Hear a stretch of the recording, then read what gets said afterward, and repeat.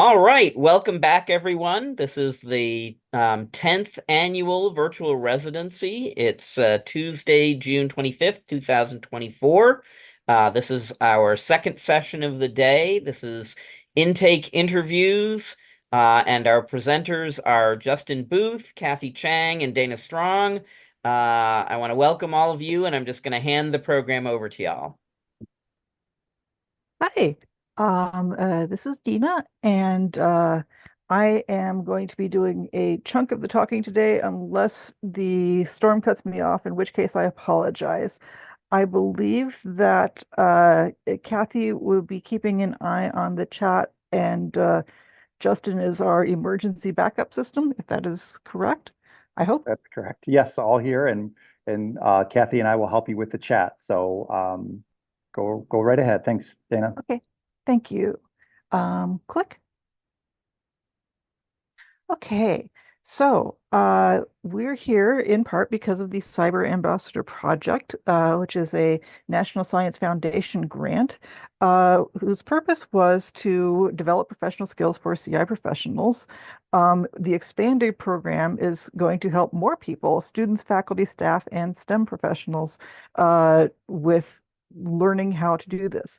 Uh, I am also a member of Software Carpentry, and one of the things that I love about this, how to do an intake interview session, is this is stuff that I personally learned through having first been a journalist and then having gone through library school. But most people have not been journalists and have not gone through library school. So I love that we are sort of here giving you a bite-sized dose of, the condensed version of how to do intake interviews, among other things, of course. Click. Um, so a lot of people have been involved in this funding. I will let you figure out, sorry, I'm fighting a migraine also because I couldn't get lucky on the timing with anything. Um, I should not let you figure out the icons because that's not accessibility friendly. So we have contributions from Campus Champions, Tau Beta Pi, um, NRMN and Cymer, the Carpentries, Exceed, ACIREF, carcc.org, Research ROC, NIH, and those are all the ones that I can read. I apologize that I can't read the others. Um, Click. Okay. So I believe during the course of this week, the ones that are highlighted here, First Contact, Let's Talk, Leading the Charge, and Leading with Principles, are sessions that are also going to be covered out of the standard array that is taught by the Colbrys. That is also something I'm a huge fan of. Click. Um, One of the founding principles of both what Henry is doing here and what the Colbrys are doing in their facilitator specific training is trying to implement best practices in STEM education. Um, the see, I'm struggling to read because auras suck. Um, okay. Um, Two of the branches of what helps people learn STEM better uh, are constructivism and socioculturalism, which are fancy ways of saying that people understand what you're saying better if you use language that is already familiar to them. If you speak to a biologist in terms that have to do with biology data, if you speak to humanities people using the same annotation standards that they're already familiar with, if you give people a reference tool that is connected to something they've already learned, they're going to learn it better. And so that is one of the foundations, both of the underlying system that is going on here and one of the foundations of learning how to do a good intake interview is finding the common ground in the language and making sure that you and they both, for example, when acronyms come up, are using the acronym to mean the same thing. Um, so let's get on with our session. We have, let's see, click. We have trained over 10,000 participants, given out 380 plus certificates, got 120 facilitators and 340 sessions as of last year. So all of these numbers are probably higher now. And in this session, we're going to discuss what makes a good intake interview. We're going to show you pre-recorded examples, and we're going to lay the foundation for tomorrow's session, where anybody who attends that session will be doing the intake interviews based on the stuff that we are discussing today. Click. Okay. So if you remember that little alien in the first slide, um, I love that alien both because you may think that the other person is speaking a foreign language, but there's also that alien I sometimes think is a mirror. Because when other people look at us for the first time, they don't understand our language anymore. So then we natively understand theirs. We've got to figure out what the common ground is between what they know, what we know, what words we're using to describe or discuss different things. The number of times that I've had somebody come into a consultation and say, "Hi, I need a database." And about 10 minutes of conversation reveals that what they actually need is a content and workflow management system that happens to sit on top of a database, but database is the word that they've heard of. Um, so figuring out how to understand the shape of the needs independent of the words that are actually being used is one of the big keys, I think, to doing a good intake interview.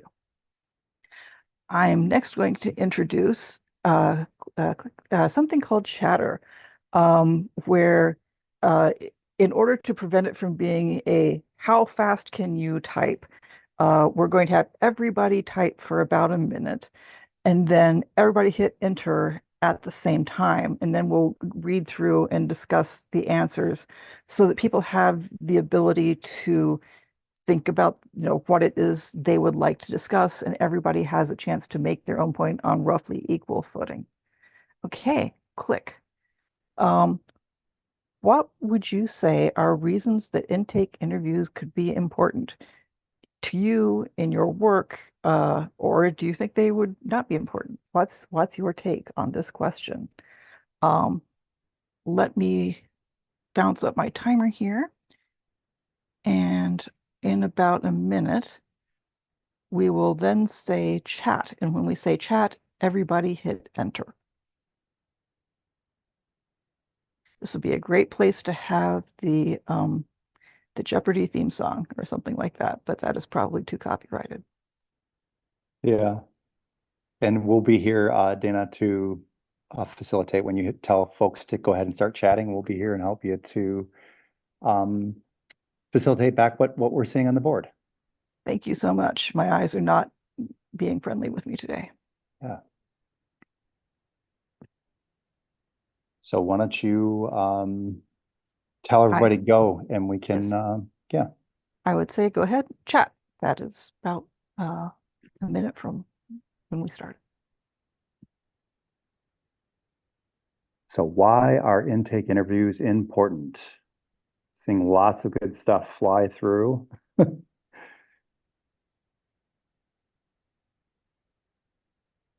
It's a way for us to understand the needs of the researcher. First impressions, super important. We weren't supposed to hit enter yet. Oh yes, yeah. I said go ahead and chat. I'm sorry if I Please didn't do. Yeah. say that loudly enough. So Dina, if you want to next time make it clear, like 3, 2, 1, go or something like Okay. that. Okay. Awesome. Intake interviews are important to get better idea of the potential customer, point of reference, understand where the researcher is coming from and want to go. There's a lot of good input here, and they're all coming in at the same time, which is kind of cool. Okay. Are there any of them you would like to throw into the slide? Or do we want to just keep continuing? I'm trying to be You. conscious of 20 minutes of video. Yeah, we probably should just keep moving. I think folks can use the Agreed. chat as a way to scroll up and down and see the great input that's coming in from the folks on the call. Thanks, everybody. Let's All keep right, moving. Thank you. thank you. All right.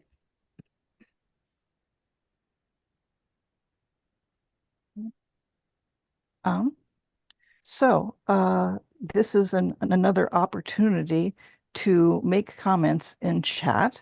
Uh, when you start out an intake interview, let's say that someone has just walked into your office or connected to your Zoom meeting and says to you, "Hi, my name is Lauren. I would like to use the HPC for my academic work. How do I get started?"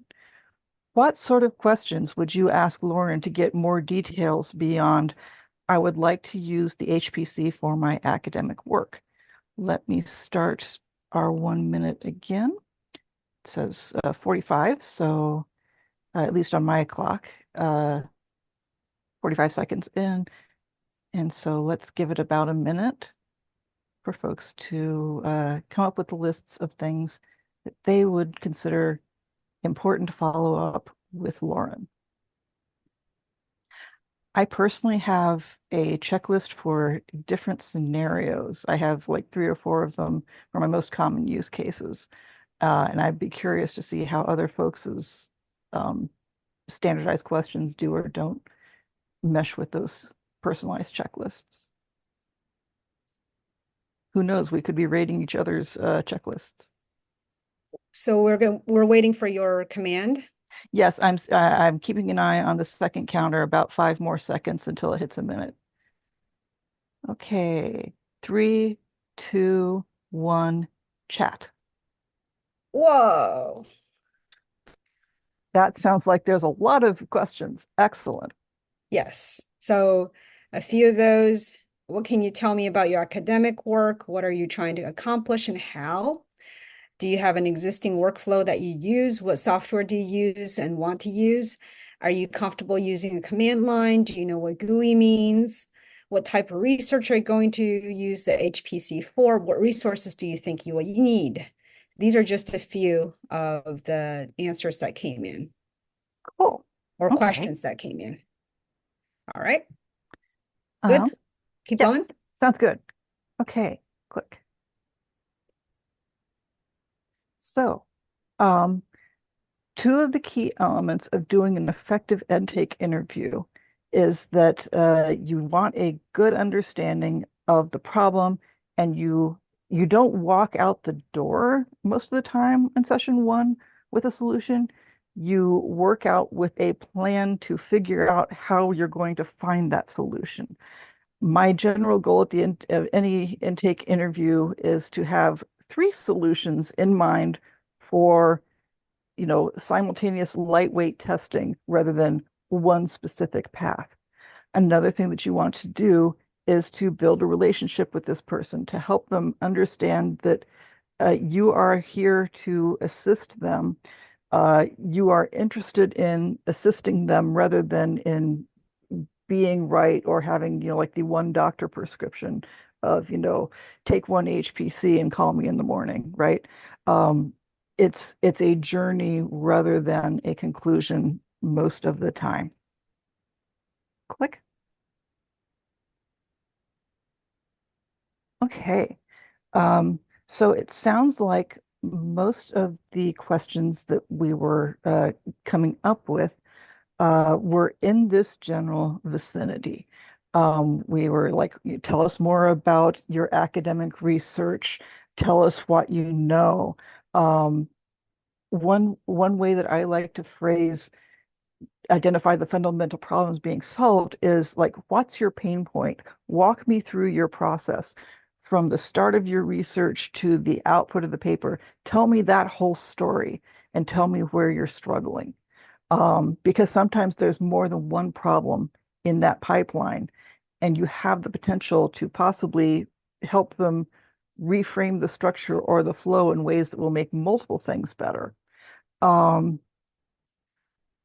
work to describe the problem in terms of computing. Um, I personally like that it is not written in terms of high performance or high throughput computing. I am an unusual research facilitator in that 98% of the people who come to me are not HPC, HTC clients, but I'm still using this process just with different endpoints. Um, Ask them how they think the problem should be solved. I 100% agree with that line.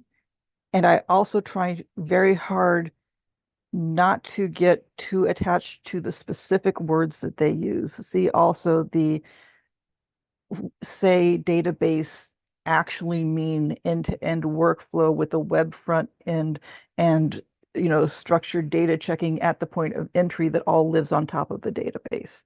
Like all of those pieces are usually needed by my clients, even though the word database may be at the heart of what they say to you. Um, Assess their ability, I think, is also related to ask what additional resources that they have available. I tend to think, one of the ways that I think of the three potential problems to solve is beg, borrow, and steal. Um, who can you get help from? Who else has done something like what you're doing? Is there anything open source out there that may be able to give you a leg up, or is there anything that is already provided by your university? Um, what resources do they have? What resources are they near? And then how many of these are they going to be comfortable with?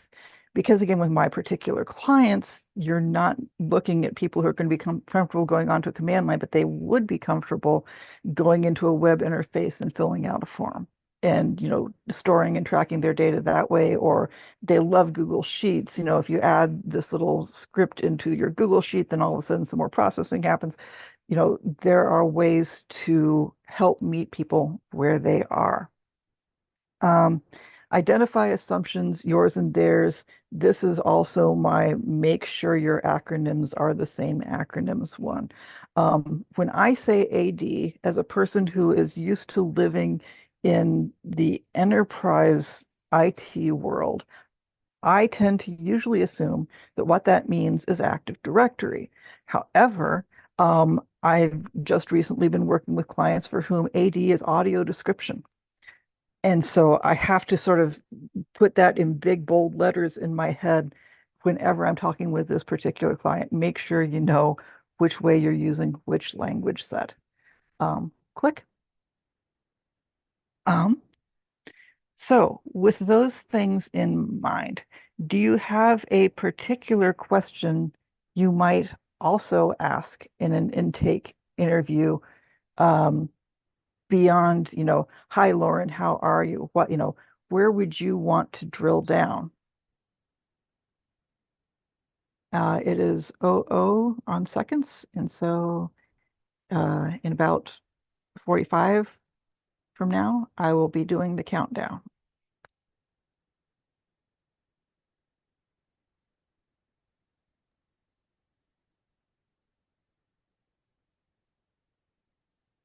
Oh, wait, hold off. Don't send yet.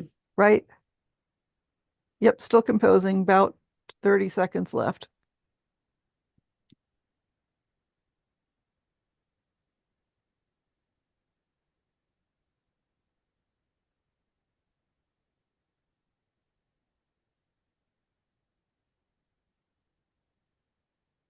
$15.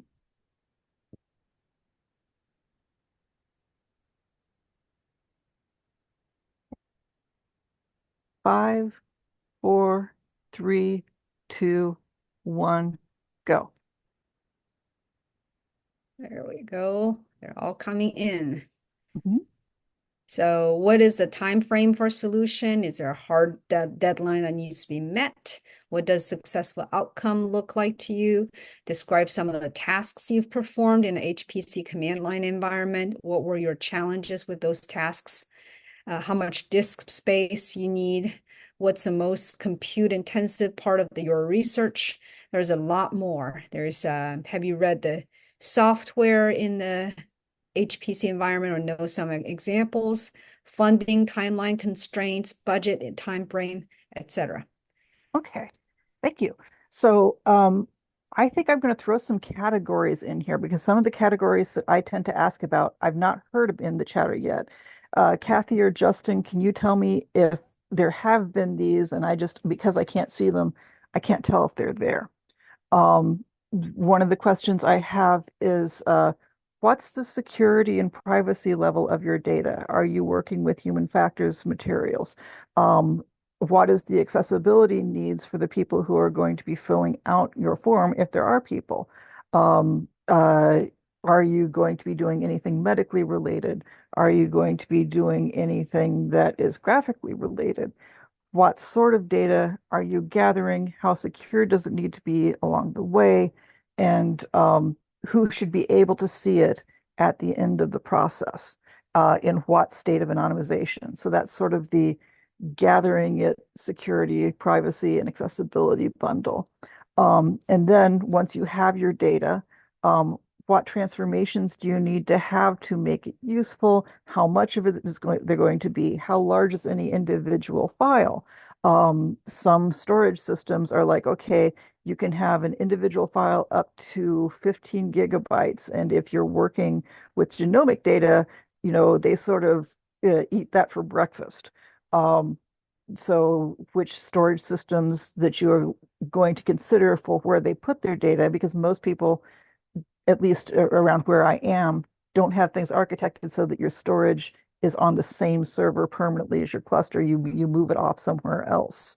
Uh, what is the intersection of size needs, security needs, access needs, and where does it go after it's been stored? Uh, how long will it be stored? Do you have a budget for the storage? What happens in terms of publication? So you've got your data, you are doing something with your data actively. You put some of it somewhere for long-term storage, you put some of it elsewhere for publication. How much of it for publication? Does it need to be de-identified?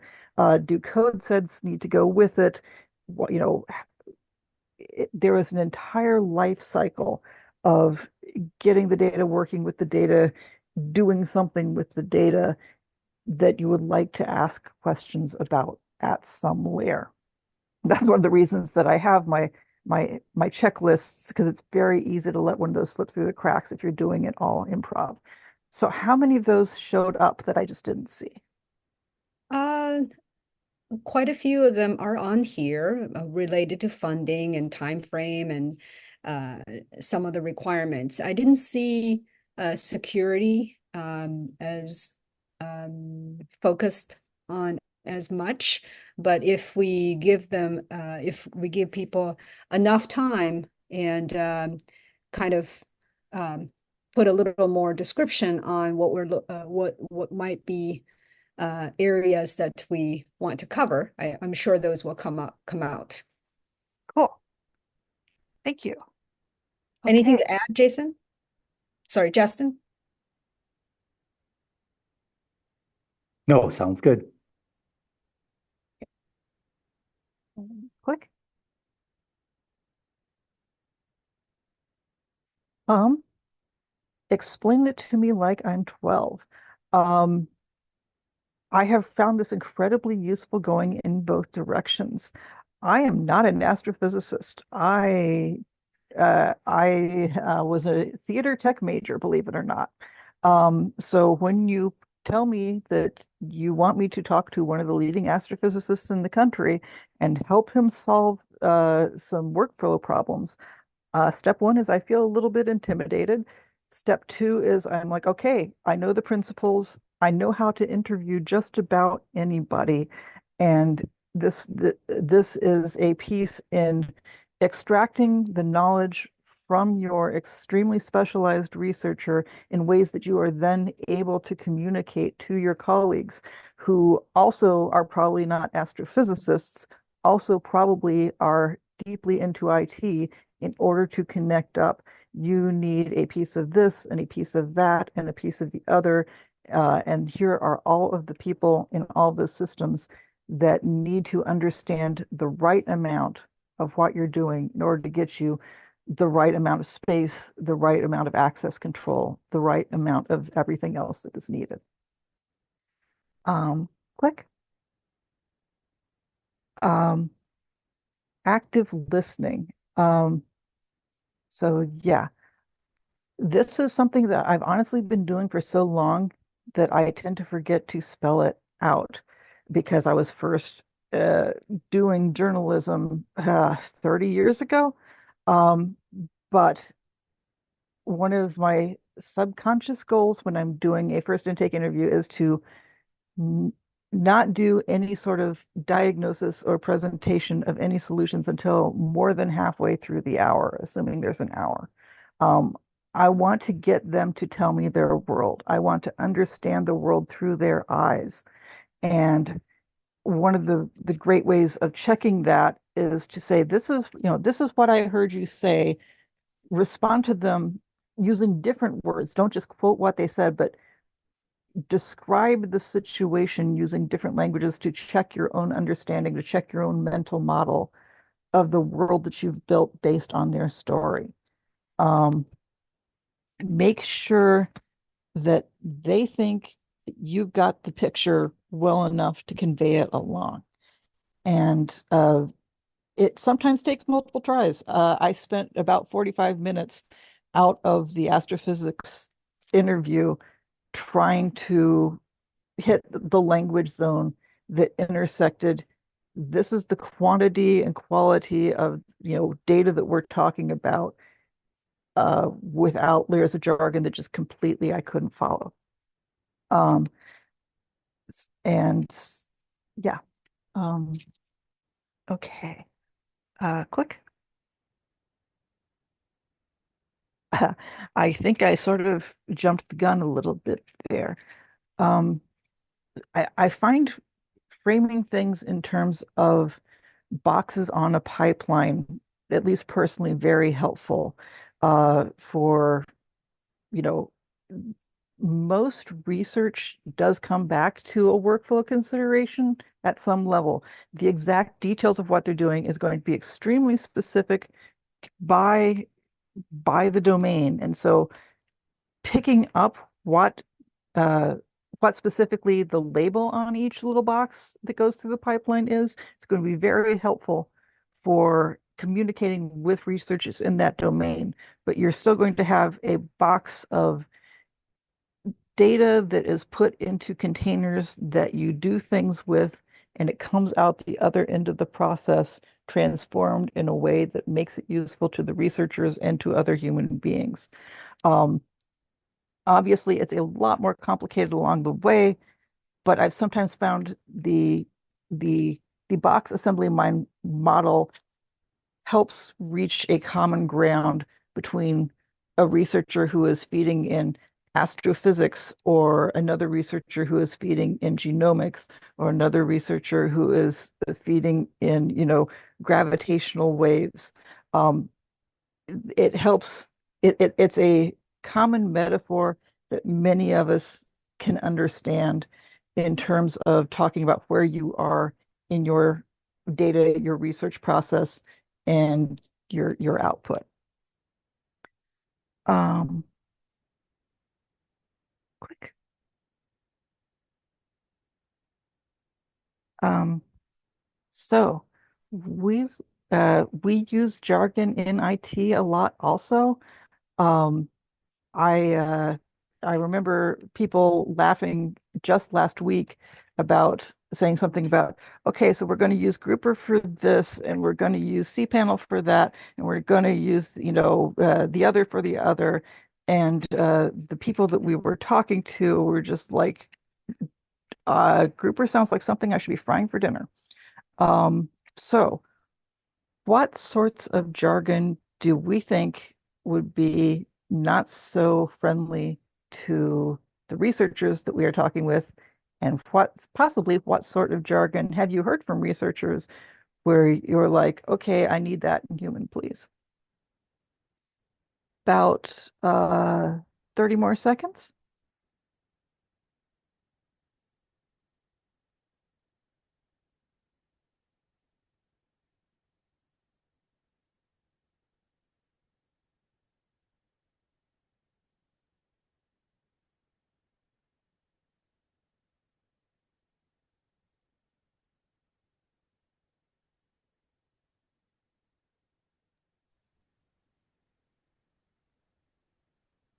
5, 4, 3, 2, 1.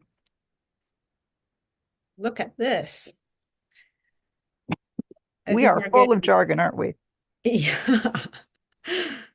Uh, well, a few of them, HPC, FIFO, SSH, OOD, SLURM, GPU, Globus, SCP, uh, resource allocation group limit, Azure AD, MFA, you name it. Cool. So one of my background challenges to folks here is how would you describe each of those acronyms without using those acronyms to someone who is not in our field? That is a thing to sort of background chew on as we head into the practice interviews that are happening tomorrow.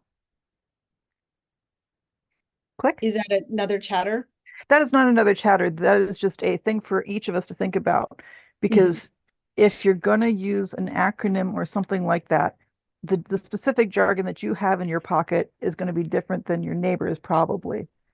But you are going to want to be able to explain those to non-IT folks using something other than that acronym.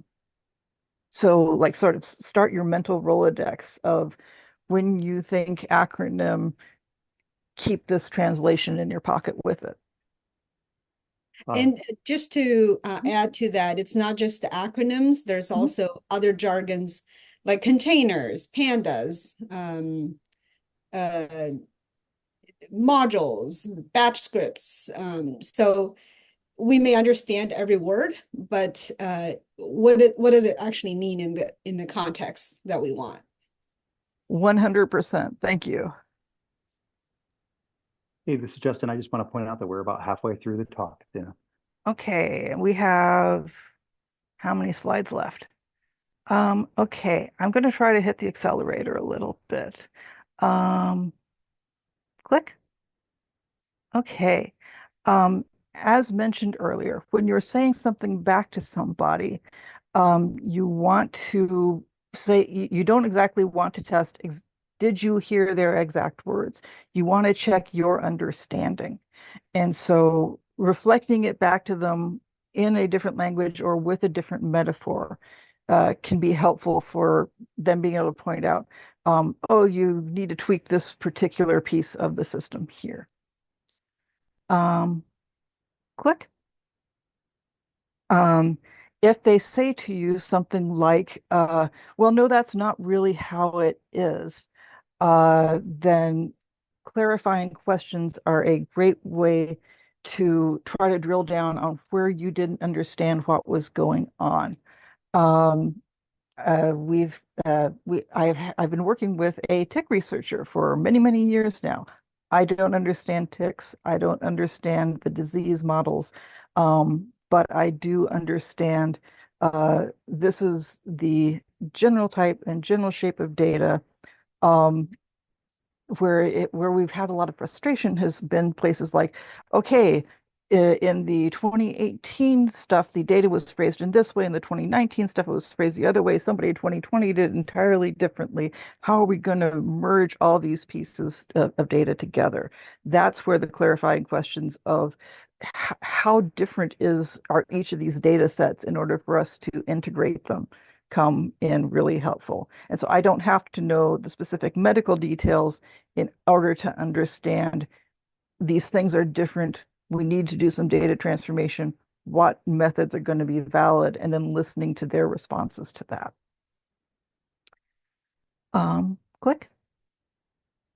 Okay. I think honestly I'm going to skip this because we just basically did that. Click. Okay. So here is where knowing your allies is very, very helpful.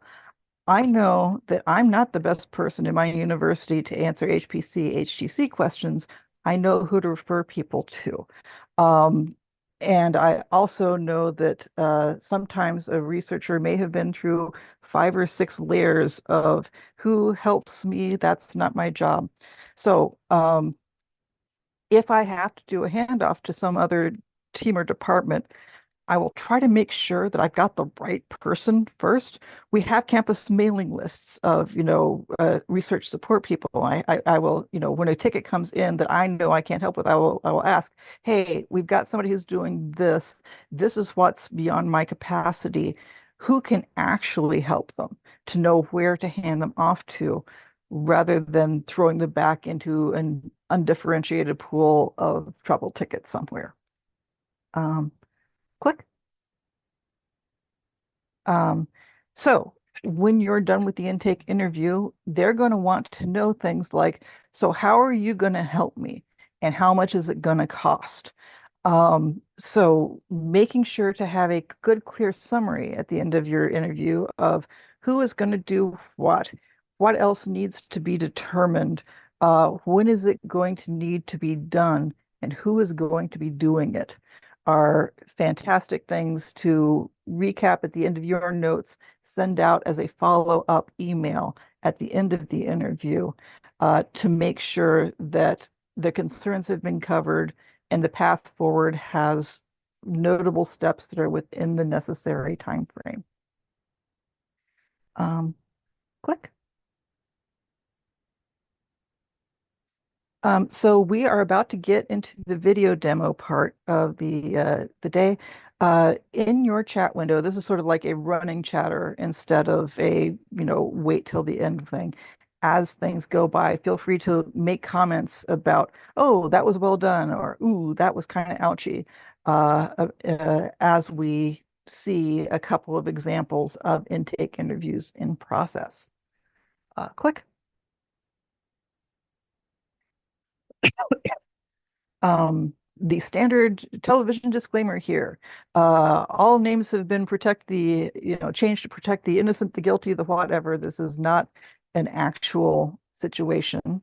In fact, you may recognize some of these people. Click.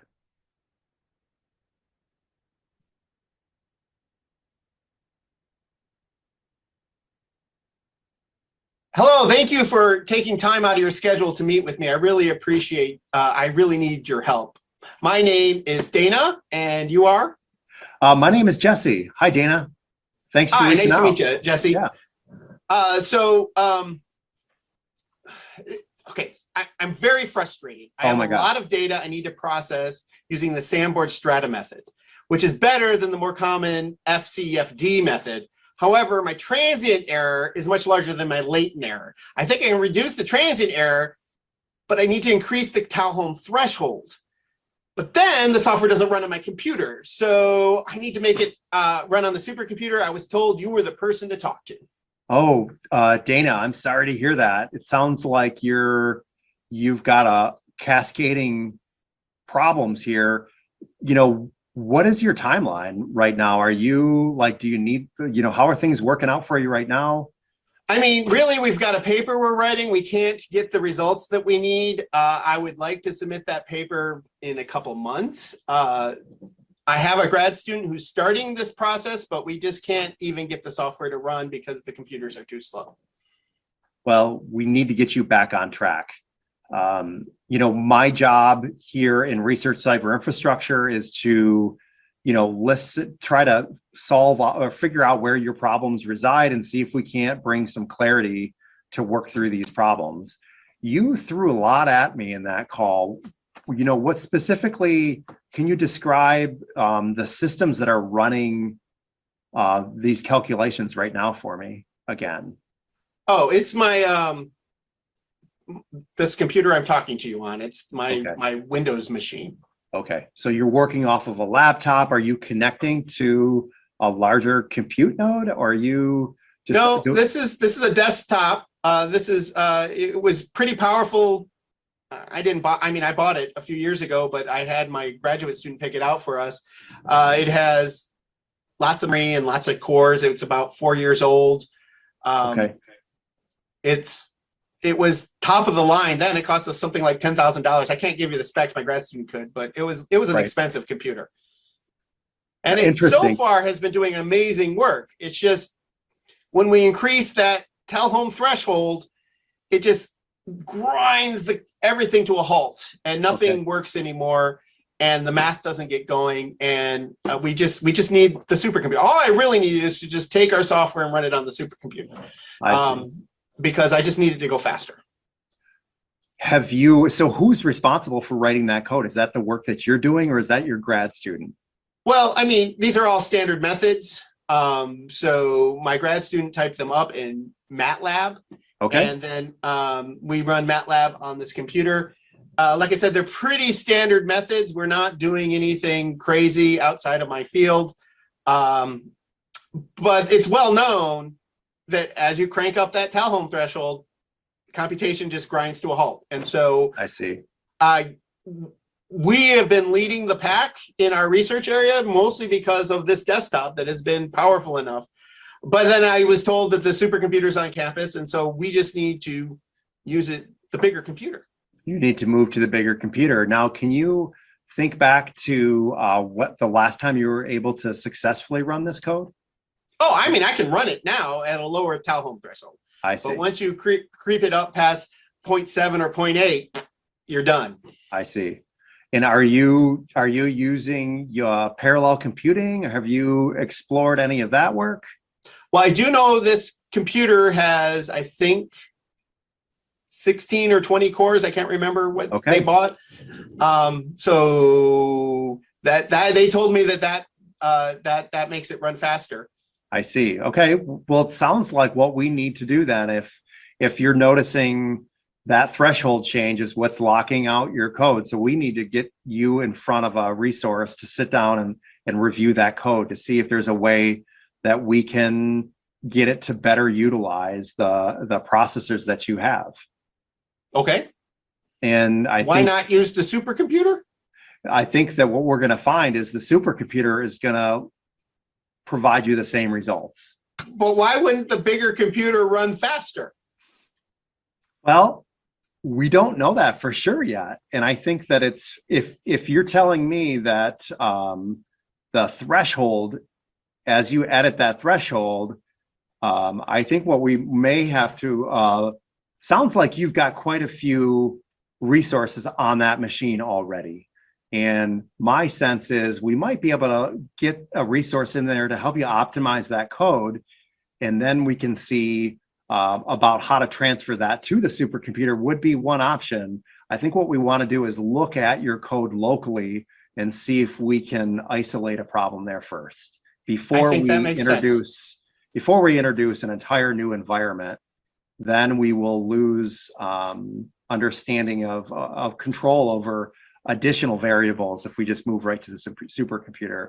I think the best approach would be to work with the resources you have and the team that you have currently. So I have 20 cores on my computer, and I was told that the supercomputer has 10,000 cores. It seems to me that I should be able to do a problem 1,000 times bigger on the bigger computer. Yeah, that makes complete sense to me, Dana. I think that we should, I just don't know the answer to that. And I think we need to start first with your resources and with your students and take a look at that code, and let's get a person in to give you another set of eyes on that code and see if indeed we can't add just a little more resources or add up that calculation a little bit more and see if we can get that running again on your machine, and then reach out to the supercomputer to see if indeed we can take that code and move it to the supercomputer. But first, let's look at your existing resources before we jump. Oh, you're the expert. Thank you for helping me with this. Not a problem. I enjoy this. Thank you very much for reaching out, and let's get another call scheduled. Perfect. Great. So that was one of the, that was realistic enough that I'm having flashbacks. I would love to see what people think of the interplay between the research. Hello, thank you for taking.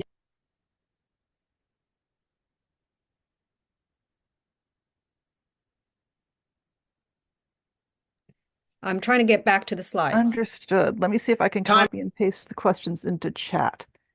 Hello, thank you for taking time out of your schedule to. Okay, so we would like to know, was the scenario realistic? Did the research facilitator sufficiently understand the problem, the research? Did they solve the problem? Did they maintain the relationship? And other thoughts about the scenario.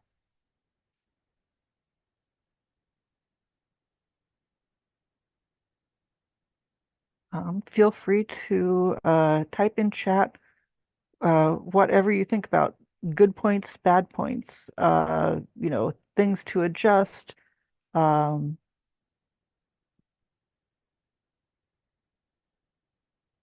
see, I'm looking through the chat thread at the moment. Is this a chatter or are we? Uh, Feel free to type or just unmute and comment. Okay. I am seeing need to clarify research jargon.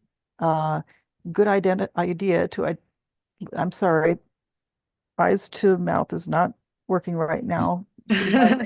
Let me see if I can read some of those out. And Thank you. so let's see. Well, there's a lot of stuff here. So it sounds exactly like the academic that's in debug mode of stress. Um, Need to clarify research jargon, good to leverage code optimization. Can you show me your process with a sample set? Would have to look into the code to see and further optimize. On MATLAB, parallel processing, that isn't default. And of course, we have questions like, heck yeah. I mean, not the comments like, I think he bought time to get to understand the problem and make the professor happy in terms of making progress. So didn't solve the problem, but considering the super quick meeting, there are great next steps that are in mind. Good? Cool. Great. Thank you. Sure. And I will go back to the slide. Thank you. Okay. And so next slide, I believe, because we just did the questions. Okay. We are about to do another video demo of a different scenario. Go ahead.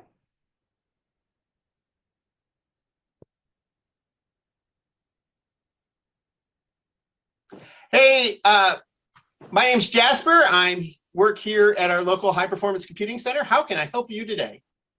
Hey, Jasper. My name is Jamie, and I am in need of some desperate help right now.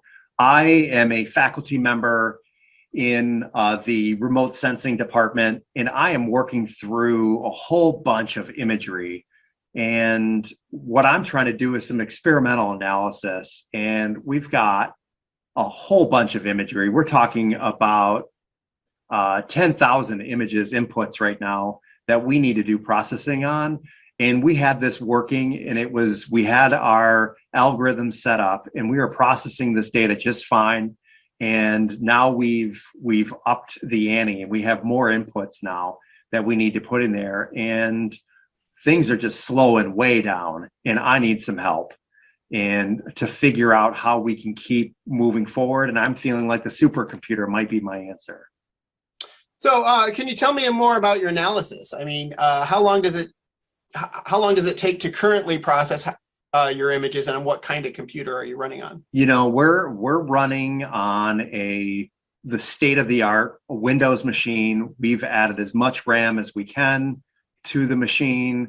We've got the video cards. We have cooling systems in there. We're ready to go. The second, we had it's about 10 minutes per image that it has to go through pixel by pixel and to do comparisons and analysis. And we are, we've never used a supercomputer before, but we just know it's got to be the answer to our problem. So when I hear image data, one thing that it comes to mind is the results of one image dependent on the results of another image? Are they independent results? Does that make sense to you? So does it matter which order I process the images in?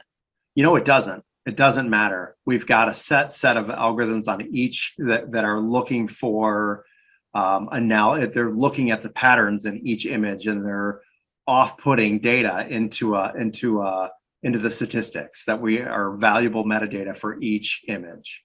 No, that's good. So if it was like a video where, one frame depended on a previous frame, it gets harder. But with independent analyses, that means we can run them on separate computers at the same time.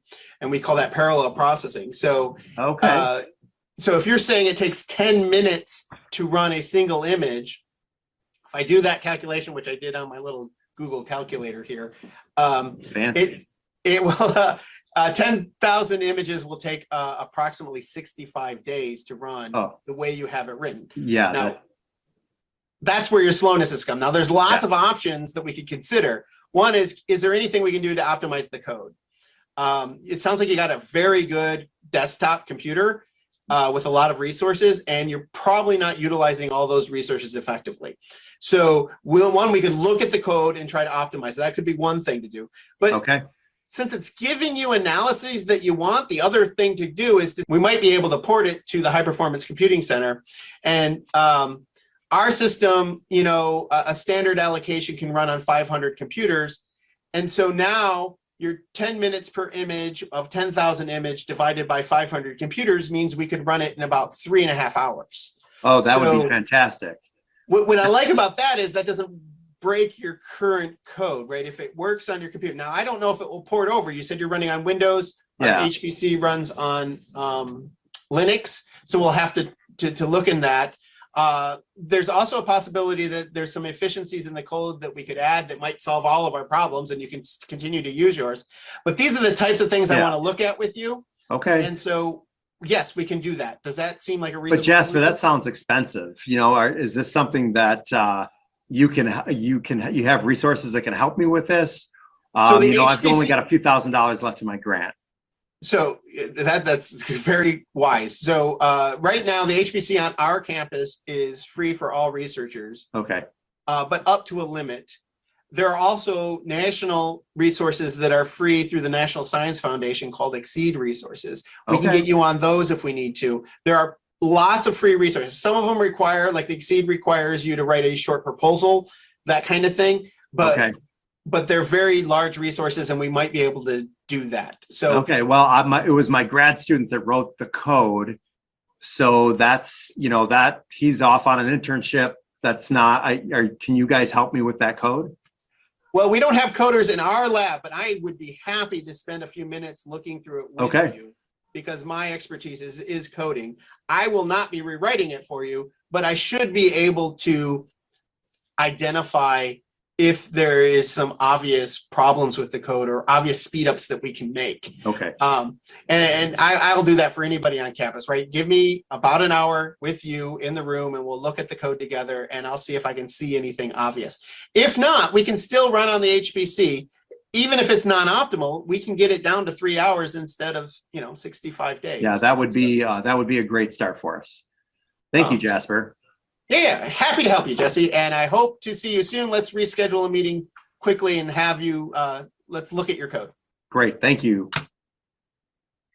Cool. So let's go over what folks said about this one. I am going to sort of scroll up to, if I'm reading this right, Cynthia pointed out about the previous one that Jesse gave the impression he was denying access to the supercomputer, and that seemed more, the second one seemed more, let's consider both of the options. Let's see what it looks like comparing what it does on your machine to the process of porting.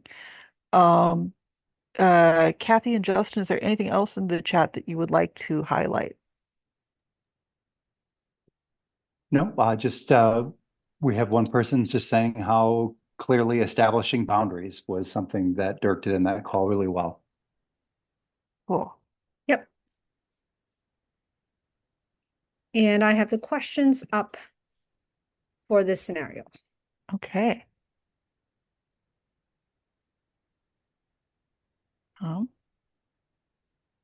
Discussions about the value of consultants, being able to compare the numbers of 65 days versus 3 hours, being able to talk about what it would take to get from one platform to the other and providing choices, I think, were things I would highlight as if you can lay out an array of choices, um, it's it seems to me friendlier than saying, well, here's your problem, take one HPC and call me in the morning, right? Mhm. Um, we are not necessarily pharmacists. Um, is there anything in here that you saw that you would like to have the ability to be able to offer to the people that you are doing your own intake interviews with? Anything in here that you particularly would like to be able to reuse, whether that is, hey, it'd be great to have more referral resources available, or hey, it would be great to have this level of analysis. What would help you make your intake interviews closer to this?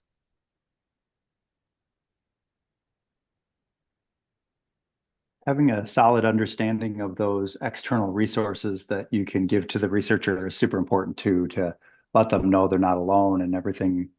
There are free resources and other toolkits out there to find help. So that was another, when he talked about like seeds or in the other community that's out there for helping researchers. Yes. Um, we have just this year really kicked our free consulting services for researchers into high gear on this campus after many years of trying. And I can't tell you how thrilled I am to be able to say, well, not only is this something that you need, but here is something we can help you do. Because so many of them are like, this is the limit of what my grad student knows, and therefore this is the limit of what I'm capable of doing.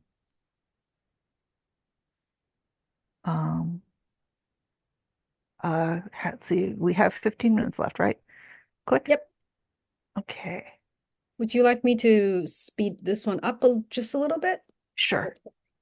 I think this is yes. Let's see. Welcome to my office hours. How can I help you today? Hi, my name is Jamie, and I am a faculty member in the remote sensing department, and I could really use some help. I'm running some compute on some satellite imagery, and it's just not working out for me. My resources are locking up, and I need to talk through a way to move this to the supercomputer. Okay, can you tell me a little bit more about what kind of calculation you're doing? Yeah, I've got thousands of satellite imagery. I'm doing comparisons of their pixel values. We're doing some nearest neighbor calculations. We're looking at all of this data, and we're trying to seek out some reflectance values that will help us with some climate change data that we're deriving from this. And we're just getting more and more data, and it's just getting more and more complicated. I have a state-of-the-art machine in my office with some GPUs and some great cores that are helping us get this work calculated. And the more data we add, the more cumbersome it gets. So why do you think moving the supercomputer is going to help you? Because it's super, right? It's got more. It is. It has, you guys, there's more resources, and it just felt like I needed to throw more resources at this algorithm to make it push through. And we're getting we're getting some great feedback in our analysis approach, and so I'm expecting thousands of more imagery that we'll be able to put into this process. And so our initial white papers on this are getting some good feedback, and we're ready to start to expand this. And the more I expand it locally on our machine, the more trouble I get with the compute time. Excellent. So all you need to do is fill out our form to get an account, and then you can use standard SCP to upload whatever code and files you need to the computer, and then we'll have you write a Slurm script, and you can submit a job, and you'll be up and running in no time. My graduate students are in the field for the summer. That's not, so being able just to hand off the, upload code is not going to work for me.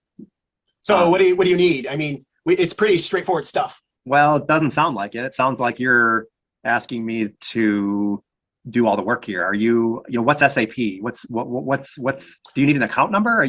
Is there a cost associated with this work? So using our local HPC is free, but you have to use it. It's a supercomputer. It's not, it's not an average person computer. Okay. You need to use, you need to get an account. You need to log in. It's all free. We have a wiki and we have a bunch of videos on how to use the system. Just watch those videos. You'll get on, and you should be, it sounds like your system should be pretty easy. And if you, have problems, you can submit a ticket to our ticketing system. Okay. So this is a free resource, and I've been doing a lot of research, and I have a lot of indirect costs come from my grants that I thought helped pay for these types of resources, and now you're telling me to just get in line and fill out a ticket. Is that what we're doing here? Yeah. So it's all free. Okay. We just provide, you log in. We have a pretty standard interface, and if you're not familiar with it, you could come to one of our tutorials, which are fairly regular. And if not, we have some online tutorial help. I mean, it is a supercomputer. It is not easy, but it's pretty straightforward. If you're running it on your local computer, a savvy programmer should be able to have no problem porting it to the HPC. Okay. All right. Well, I have some collaborators at other universities that have some resources. So maybe I'll work with them to look for another solution to this problem. Oh, that sounds like a great idea. Okay. Well, thanks for your time, I guess. All right. You take care. Bye. So, whether or not you consider that a successful intake interview depends on whether, at least in my book, a successful intake interview means successfully frustrating the user so much that they have decided to take the problem somewhere else. I'm seeing comments like that. Obviously, the mustache made him evil. Oh, yes. I had to take a second take at the mustache. But So comments coming in are sounds like a newbie student who's trying to answer a question. Could there be more user friendly and provide some options to the users? And Eric's saying that this is why we're in this residency, to make sure that we're not that type of facilitator. And good example of what not to do. Just didn't seem like he wanted to talk to the researcher, just pass him off. It's like there's no connection made. So these are some of the comments that are coming in.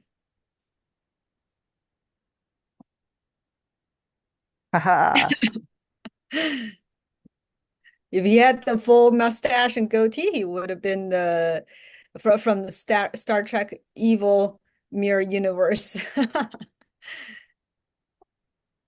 So back to you. Sorry, go ahead. Back to you. Oh, okay. So what would you have done specifically differently with that interview?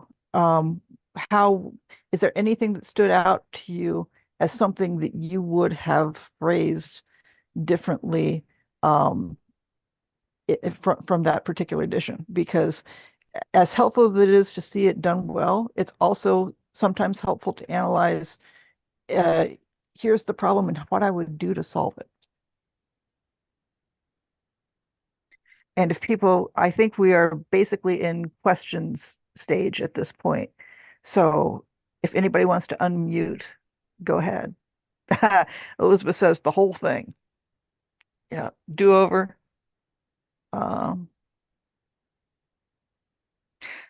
Well, tomorrow you will get the opportunity to do that do over. The researchers will be different, but we have folks who will be bringing you actual research problems that you would get the chance to diagnose.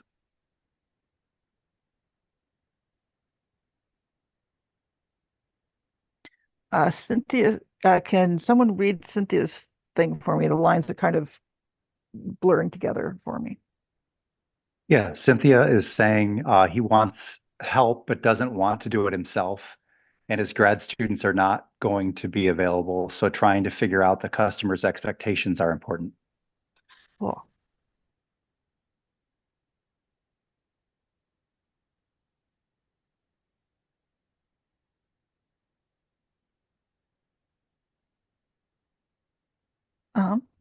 Does anyone have, in the last few minutes that we have here, Does anyone have particular questions about how to build the strategy that you want to take going into your interviews tomorrow? Like for me, I love my collection of make sure you cover security, privacy, access, accessibility, storage, workflow, my rundown checklist to keep myself on notes tracks. Does anybody else want to brainstorm a toolkit for yourselves to take into tomorrow's session?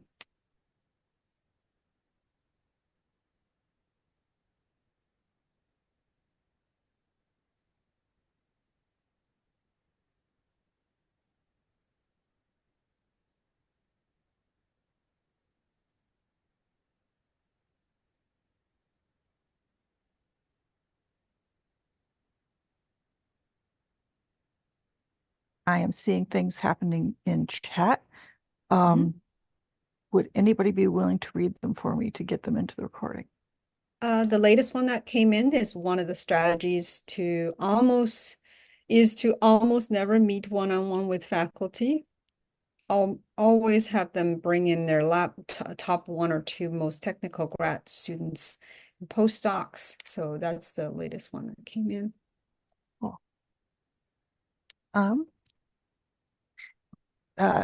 Kathy and Justin, is there anything that we didn't cover in the slide deck that you would like to throw into the advice pool for tomorrow? No, I'm feeling good about what I'm seeing here. Okay. Look good. I'm seeing it's tricky how to explain that there's no free hand holding help. I know all of us have different levels of resources. Has anybody got a particularly stymieing personal scenario where like I want to be able to offer X, but I can't? Um, what of the community that we've got here, what of the resources that we discussed in Mike's previous session can we help make more connections with so that you don't have to say, sorry, can't help you, go figure it out, and here's a form. You can instead say, here is a larger pool of third-party things, even if it's not entirely within this university, to connect those up.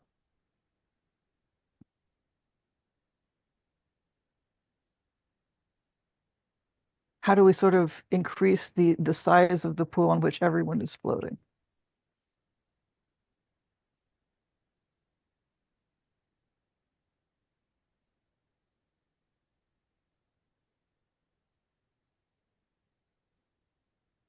Do I you see want a me to question. stop sharing and have everybody's video or pages up? Sure. I don't know if there's a way to share the chat. Um, No, we have to share the screen. okay, So I can put it back. that's okay. Yeah, I think we're good, Kathy. That's Okay.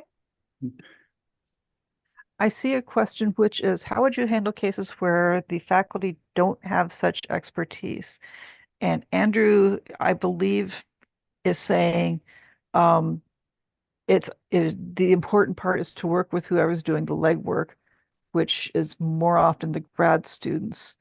Uh, so I would, I think I would sort of have two approaches to the problem.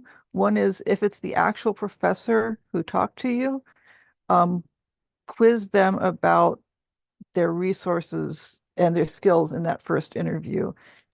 Find out how many grad students they have, which departments they're in, because we have cases where I have to say, well, if you were in this other department, we would have this free resource that would already be paid for, but because you're not in that department, we're going to have to look to other resources because that is for their unit only.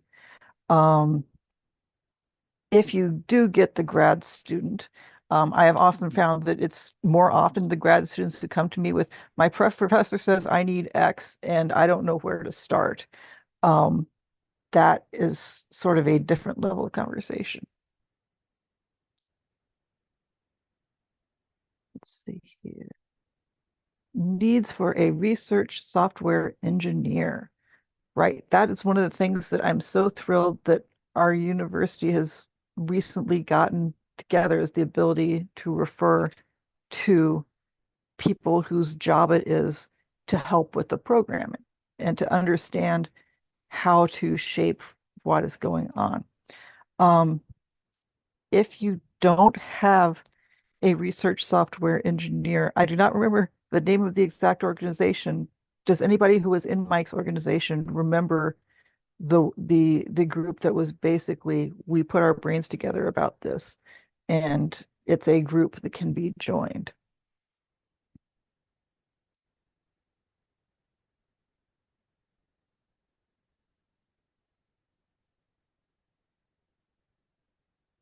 USRSE, Sean says. Thank you.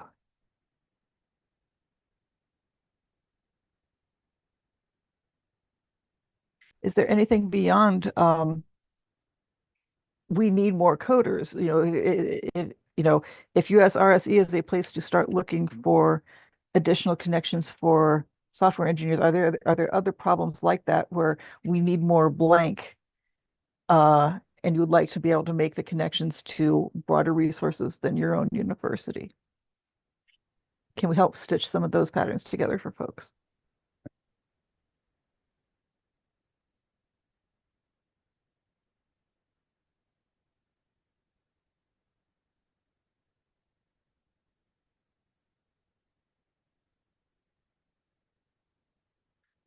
Okay,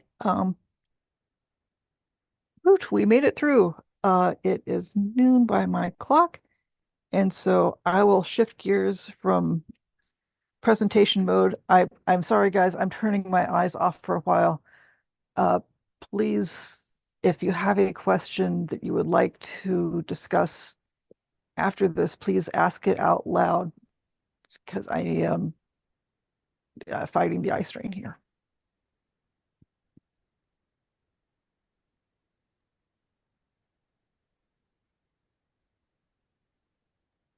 Based Great. on the chat, Yeah. seems like everyone is doing relatively well.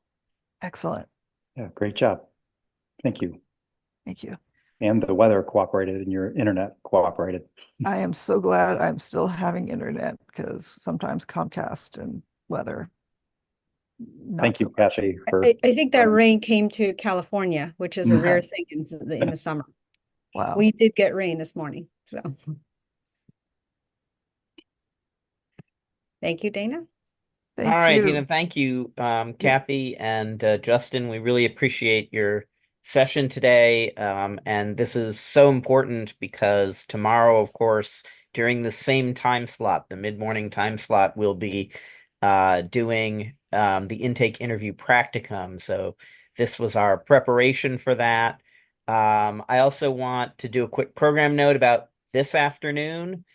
So we have two panels. First, how to learn and how to teach research computing resources, and then research data management. So we're very much looking forward to those. So that will start in about an hour and a half. 2:30 Eastern, 1:30 Central, 12:30 Mountain, and 11:30 Pacific. And so we're going to take a break. We're going to leave the Zoom session live so you can stay logged in the whole time. And then we'll come back well, just under an hour and a half from now, at half past the hour, to start the next session. Thank you all. I'm going to stop the recording.